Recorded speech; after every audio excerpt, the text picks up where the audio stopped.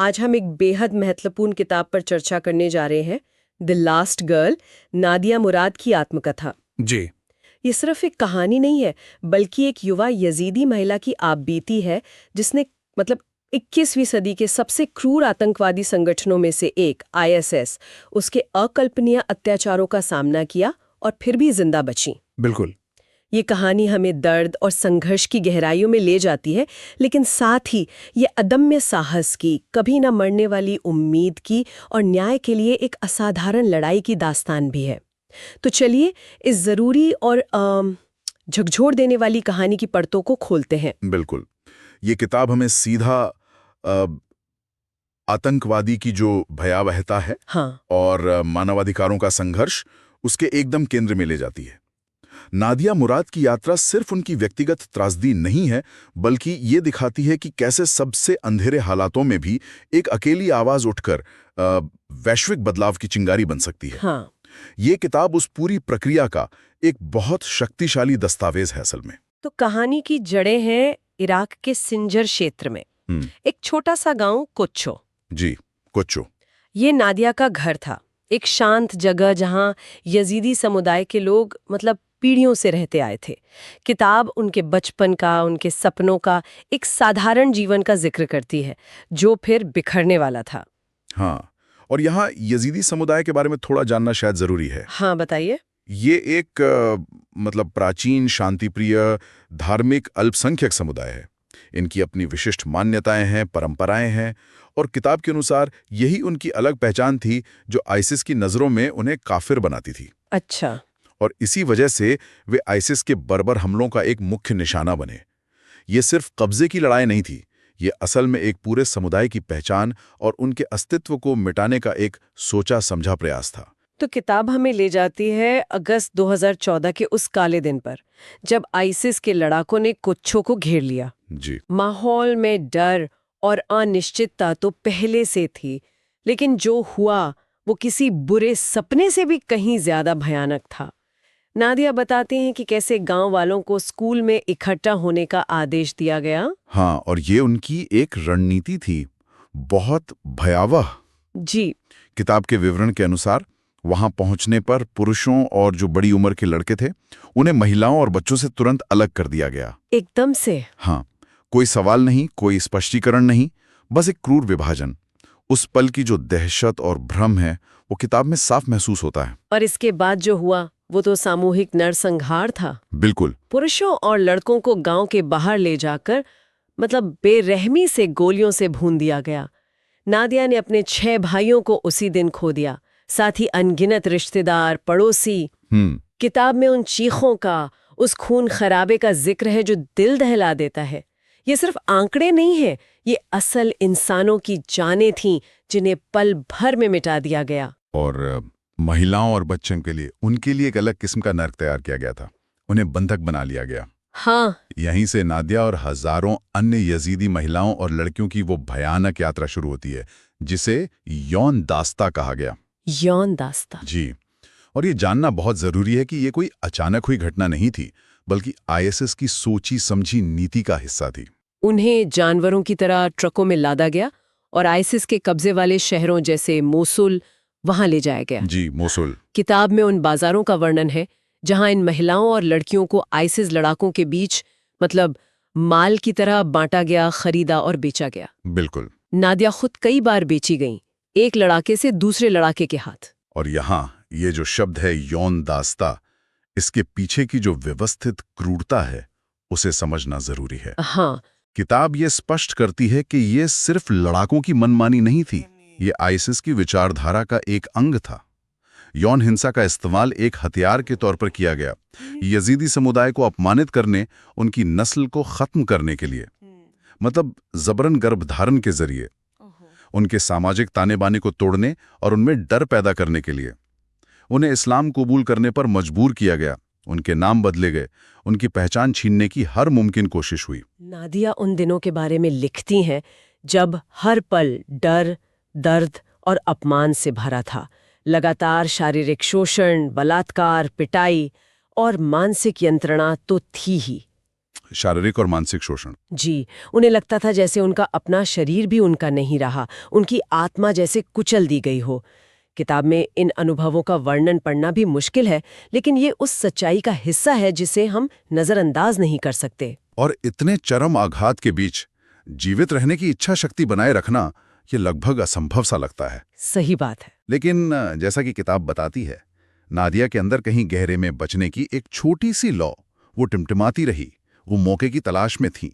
और फिर कई महीनों की उस असहनीय कैद के बाद एक दिन उन्हें वो मौका मिल ही गया। हाँ, किताब उनके भागने के प्रयास का जो विवरण देती है वो बहुत ही रोमांचक और तनावपूर्ण है। ये कोई आसान पलायन नहीं था, इसमें खतरा बहुत बड़ा था। पकड़े जाने का मतलब तो निश्चित मौत थी। जाहिर है। लेकिन उन्होंने हिम्मत जुटाई और उस नर्क से भाग निकलने में कामयाब हुई। भाग निकलने में सफल हुई। हाँ उनका बच निकलना यकीनन एक चमत्कार जैसा था। हाँ लेकिन ये उनकी कहानी का अंत नहीं था, ये तो एक नए अध्याय की शुरुआत थी। हाँ बिल्कुल। शारीरिक आज़ादी तो मिल गई, लेकिन जख्म बहुत गहरे थे। जैसा किताब में दर्शाया गया है, उन्हें और उनके जैसी हजारों महिलाओं को न सिर्फ शारीरिक चोटों से उबरना था, बल्कि उस गहरे मानसिक आघात और शर्म से भी जूझना था जो समाज अक्सर ऐसी हिंसा के शिकार महिलाओं पर लाद देता है। उन्हें शरणार्थी शिविरों की अनिश्चितता का सामना करना था, खोए हुए प्रियजनों की तलाश करनी थी, एक बिखरा हुआ भविष्य सामने था। और यहीं पर एक बहुत महत्वपूर्ण मोड़ आता है। बहुत से लोग इतने भयानक अनुभव के बाद शायद खामोशी चुन लेते, अपने दर्द को दुनिया से छुपा लेते शायद। हाँ। लेकिन नादिया ने एक अलग रास्ता चुना। उन्होंने चुप न रहने का फैसला किया। उन्होंने अपनी कहानी को, अपने समुदाय की पीड़ा को दुनिया के सामने लाने की अदम्य हिम्मत दिखाई। ये एक असाधारण निर्णय था। और यहीं पर किताब का एक केंद्रीय संदेश उभरता है कि चुप्पी तोड़ना जरूरी है। हाँ। उनका बोलना सिर्फ अपने घाव दिखाना नहीं था, बल्कि वो उन लाखों पीड़ितों की आवाज बनना था जिनकी आवाज दबा दी गई थी। किताब बताती है कि कैसे उन्होंने इसे अपना मिशन बनाया, यजीदी नरसंहार को मान्यता दिलाना और आईसिस को उसके अपराधों के लिए जवाबदेह ठहराना। और ये सफर आसान नहीं रहा होगा। उन्हें बार बार अपनी आप बीती सुनानी पड़ी होगी, उन दर्दनाक पलों को फिर से जीना पड़ा होगा। बिल्कुल। अंतर्राष्ट्रीय मंचों पर, नेताओं के सामने, मीडिया के सामने कल्पना करना भी मुश्किल है कि ये भावनात्मक रूप से कितना थका देने वाला और दोबारा आघात पहुंचाने वाला रहा होगा। निश्चित रूप से। लेकिन उनकी गवाही में एक अविश्वसनीय ताकत थी। उनकी सच्चाई, उनकी ईमानदारी, उनके साहस ने दुनिया को झकझोर दिया। वो सिर्फ एक पीड़िता के तौर पर नहीं देखी गईं, बल्कि मानवाधिकारों की एक शक्तिशाली पैरोकार के रूप में उभरी। हाँ। और जल्द ही उन्हें संयुक्त राष्ट्र द्वारा मानव तस्करी से बचे लोगों की गरिमा के लिए पहली गुडविल एम्बेसडर, यानी संयुक्त राष्ट्र की गुडविल एम्बेसडर नियुक्त किया गया। पहली गुडविल एम्बेसडर। जी हाँ। और ये सिर्फ एक प्रतीकात्मक भूमिका नहीं थी, इसने उन्हें एक वैश्विक मंच दिया जहां से वो नीति निर्माताओं को प्रभावित कर सकती थीं और पीड़ितों के लिए ठोस कार्रवाई की मांग कर सकती थीं। और उनके इस अथक संघर्ष और साहस को सबसे बड़ी वैश्विक मान्यता मिली जब उन्हें कांगो के डॉक्टर डेनिस मुक्वेगे के साथ संयुक्त रूप से 2018 में नोबेल शांति पुरस्कार मिला। जी, 2018 में। ये सिर्फ नादिया के लिए नहीं, बल्कि दुनिया भर में यौन हिंसा के पीड़ितों के लिए एक ऐतिहासिक क्षण था। बिल्कुल। ये पुरस्कार इस बात की पुष्टि थी कि युद्ध में यौन हिंसा एक हथियार है और इसके खिलाफ लड़ना शांति स्थापित करने के लिए कितना जरूरी है। ये सिर्फ नादिया का व्यक्तिगत सम्मान नहीं था, नहीं, बल्कि ये यजीदी समुदाय की पीड़ा को और उन सभी आवाजों को मान्यता देना था जो न्याय के लिए लड़ रही हैं। यहाँ वो विचार और पुख्ता होता है कि कैसे एक व्यक्ति की असहनीय व्यक्तिगत त्रासदी वो सामूहिक सामाजिक बदलाव की एक शक्तिशाली ताकत बन सकती है। सही कहा। ये दिखाता है कि सबसे कमजोर समझे जाने वाले लोग भी दुनिया को बदल सकते हैं। हाँ, इस पुरस्कार ने यजीदी नरसंहार और यौन दास्ता के मुद्दे को वैश्विक एजेंडे पर और मजबूती से स्थापित कर दिया। इसने दुनिया भर की सरकारों और अंतर्राष्ट्रीय निकायों पर दबाव डाला कि वे कार्रवाई करें। हाँ, और ये इस बात पर भी जोर देता है कि न्याय की लड़ाई कितनी जरूरी और सार्थक होती है। न्याय के लिए लड़ाई जरूरी होती है, चाहे रास्ता कितना भी लंबा और कठिन क्यों ना हो। बिल्कुल। किताब हमें लगातार याद दिलाती है कि इन अत्याचारों को भुलाया नहीं जा सकता।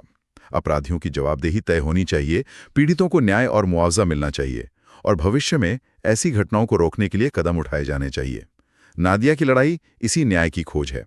तो अगर हम इस पूरी चर्चा को समेटें तो द लास्ट गर्ल कई महत्वपूर्ण और आपस में जुड़े हुए विषयों को उजागर करती है।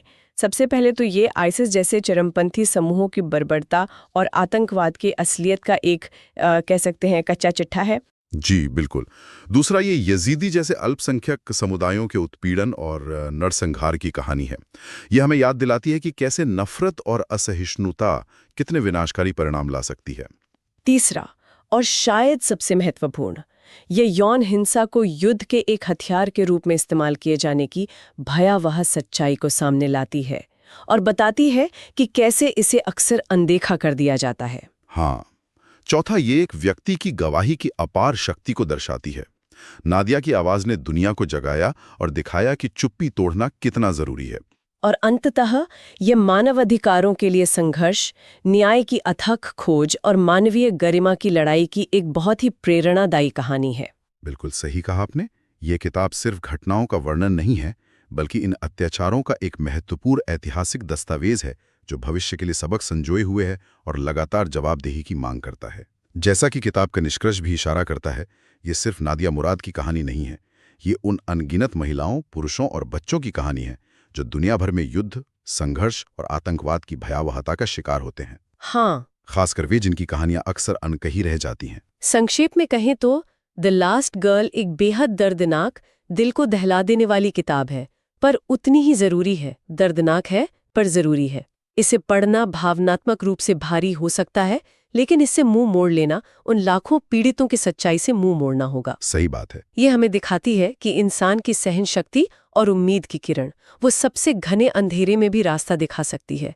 ये अन्याय के खिलाफ खड़े होने के साहस की मिसाल है। हाँ, और किताब का अंत हमें सिर्फ अतीत के दर्द में नहीं छोड़ता, बल्कि भविष्य की आशा की ओर भी इशारा करता है।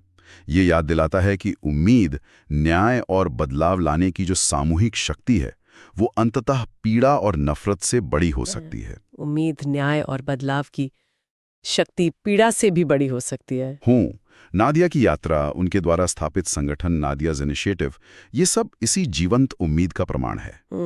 और ये किताब पढ़ते हुए या इस पर बात करते हुए एक विचार मन में जरूर आता है, जिस पर शायद और गहराई से सोचने की जरूरत है। क्या? कि जब कोई व्यक्ति इतने बड़े व्यक्तिगत आघात से, इतने असहनीय नुकसान और अपमान से गुजरता है और फिर न सिर्फ जीवित बचता है, बल्कि उस अनुभव को अपनी ताकत बनाकर लाखों अन्य लोगों के लिए, एक पूरे समुदाय के भविष्य के लिए वैश्विक मंच पर आवाज बनता है, हाँ, तो उस अंदरूनी परिवर्तन की प्रक्रिया कितनी जटिल होगी, उस वैश्विक जिम्मेदारी को उठाने का वजन कितना भारी होता होगा। ये सोचने वाली बात है। इस सवाल पर विचार करना हमें नादिया मुराद और उनके जैसे अन्य पैरोकारों के साहस, उनकी प्रतिबद्धता और उनके काम के गहरे महत्व को शायद थोड़ा और बेहतर समझने में मदद कर सकता है।